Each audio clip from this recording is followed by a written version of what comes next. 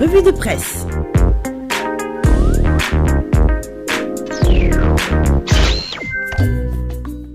La presse du jour que nous démarrons avec la une du quotidien Solo qui nous parle de chambre criminelle de Dakar, Ndella Madior Diouf et compagnie enfin devant le prétoire en audience publique.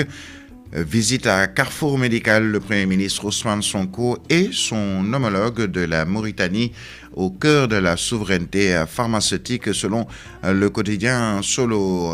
Walf Quotidien nous lui parle d'impasse politique. Anta Babacar appelle à la dissolution de l'Assemblée nationale. Le président de la République doit prendre ses responsabilités selon la députée. Et puis divergence de vue au sommet de l'État. Pourquoi Sonko est intouchable, à lire à la une du journal Walf Quotidien. Les Échos, lui, nous parle de criminalisation de l'homosexualité. And Sam Djikoyi affiche sa déception et averti, si rien n'est fait jusqu'en fin mars, nous ferons une conférence de presse le 8 avril. Ce serait une honte pour nous tous que ce régime fasse 4 ou 5 ans sans voter la loi. Et pourtant, Sonko nous avait assuré que ce serait la première loi. Le quotidien Tribune, lui, nous parle de campagne arachidaire. Après les promesses non tenues du PM Sonko, les paysans menacent d'exploser leur arachide dans les rues des villes et villages, selon le quotidien Tribune, qui revient également sur cet appel de Anta Babacar Ngom, qui appelle à la dissolution de l'Assemblée nationale. À la une du journal Le Quotidien, situation sociale et politique, Madiambal charge le régime. Il dénonce un flou dans la gestion des ressources publiques. Le Sénégal s'endette aujourd'hui à des taux parmi les plus élevés de l'histoire. Sud Quotidien nous parle de résilience des euro-obligations après le refus de toute restructuration de la dette.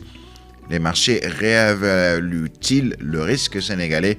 C'est une interrogation. En tout cas, le docteur Morgassama, maître de conférence titulaire à l'Université Cheikh Anta Diop de Dakar, dira: on peut penser qu'il y a quand même maintenant une convergence entre le marché et les autorités sénégalaises par rapport à la dette de notre pays. Vox Populi parle de colère des paysans due à une campagne arachidière alarmante. Les producteurs de riz de la vallée entrent dans la danse. Diomaye Sonko à l'épreuve de la révolte des ruraux. Le journal qui parle également de Jamra qui revient à la charge. Marche pacifique pour exiger la criminalisation de l'homosexualité le samedi 24 janvier 2026. Réumi Quotidien, transition politique à Bissau. Diomaye négocie avec la junte, réforme constitutionnelle par voie parlementaire. Macky Sall et la paire opposent leur veto. Yorbi lui parle énergie et industrialisation, bénéfice record de 35 milliards de francs CFA, projet structurant et choix décisif. La SAR à l'heure du grand tournant, selon le quotidien Yorbi, qui parle également de sécurité et réforme du transport. L'Union des routiers plaide pour une formation professionnelle obligatoire. L'Observateur avec ses révélations inédites sur la crise du BTP et de la cimenterie, le scandale silencieux qui coûte des milliards à l'État, chantier gelé, trésor public asphyxié, 11 milliards déjà envolés selon le quotidien L'Observateur. Le quotidien Le Soleil, lui, nous parle de Bassirou Diomaye Faye et Julius Maada Bio à Bissau. La médiation enclenchée, la normalité constitutionnelle à l'ordre du jour. Le président entame aujourd'hui une visite au Koweït et ziara omarienne. Le calife magnifie l'engagement du gouvernement. Le quotidien Source à double viol à Dias, 2 ouvriers chez le PROC. Entretien avec Youssoufa Dabo, ex-technicien des Lions, et aujourd'hui en Libye aux côtés d'Aliou Cissé. Le grand débrief, l'informé avec la campagne de commercialisation du riz et de l'arachide. La colère paysanne embrase le nord et le sud. Stock plein, prix dérisoire, bradage.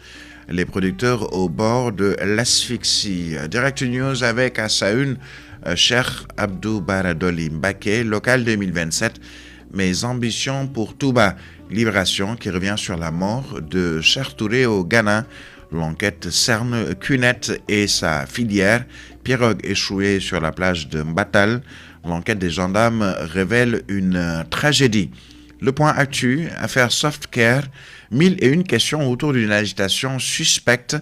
Est-il vrai que Softcare subit les pressions de cercles opposés à l'ouverture du marché à la concurrence des groupes dont les intérêts sont menacés tire-t-il les ficelles d'une campagne médiatique d'une intensité sans précédent? Entre autres interrogations du journal Le Point Actu, qui revient également sur la restructuration de la dette publique. Ousmane Bey, enseignant-chercheur, prend le contre-pied du Premier ministre Sonko. Enquête avec économie, agriculture, la folie arachidière, selon le journal Enquête. Le journal Le Point Info, lui, revient sur la destruction de l'œuvre de Papy Bretal à Thiès. Amadou Ba appelle au calme et promet des mesures de protection. Le journal L'Évidence avec Podor Nouvelle Vision.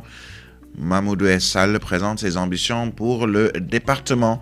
Le journal En Relief, après les incidents de Gokhumbath, Ansoumana Dione sollicite une audience urgente avec le président Bassirou Diomaye Faye. Et nous terminons peut-être avec l'actualité nationale avec le Dakarois quotidien.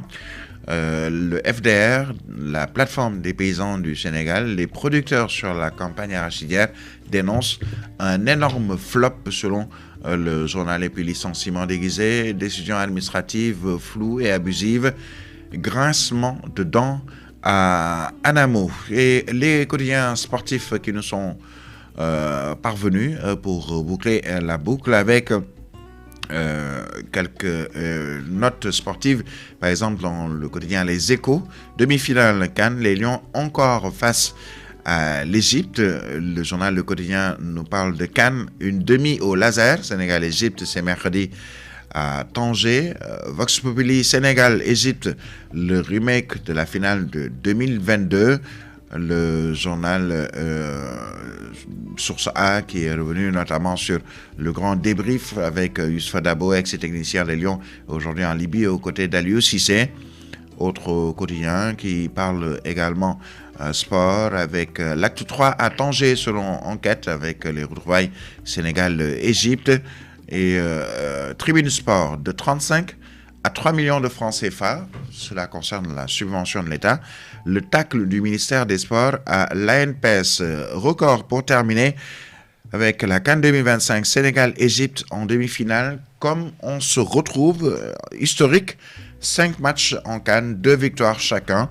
Et puis en lutte selon record, combat officialisé hier par Buzz, Cite Gris-Bordeaux, le 2 mai plutôt en France. Et puis, sachez que Nasser Sanjak, ancien sélectionneur de l'Algérie, parle du Nigeria qui était plus fort à tous les niveaux. Le Nigeria qui a donc sorti l'Algérie en quart de finale. Sénégal-Égypte, donc c'est le match à suivre. Ce sera mercredi, une demi-finale au parfum de revanche. C'est ce que nous dit Réumi Sport, Égypte-Sénégal, en choc de géants en demi-finale, selon également le journal Point Actu Sport. Voilà donc pour la une des quotidiens qui nous sont parvenus, une revue des titres qui met un terme à ce journal. Merci à Mohamed Cham qui a assuré la mise en onde d'édition que vous a proposé Birahim Touré. L'information revient tout à l'heure. Retrouvez Fatou Abdou Ndiaye, El Hadj Mamadou Mansour Diop et El Hadj Ahmed Aïdara pour l'actu commentée dans quelques minutes. À 8h, El Hadj Mamadou Mansour Diop sera là pour vous présenter le journal en Wolof.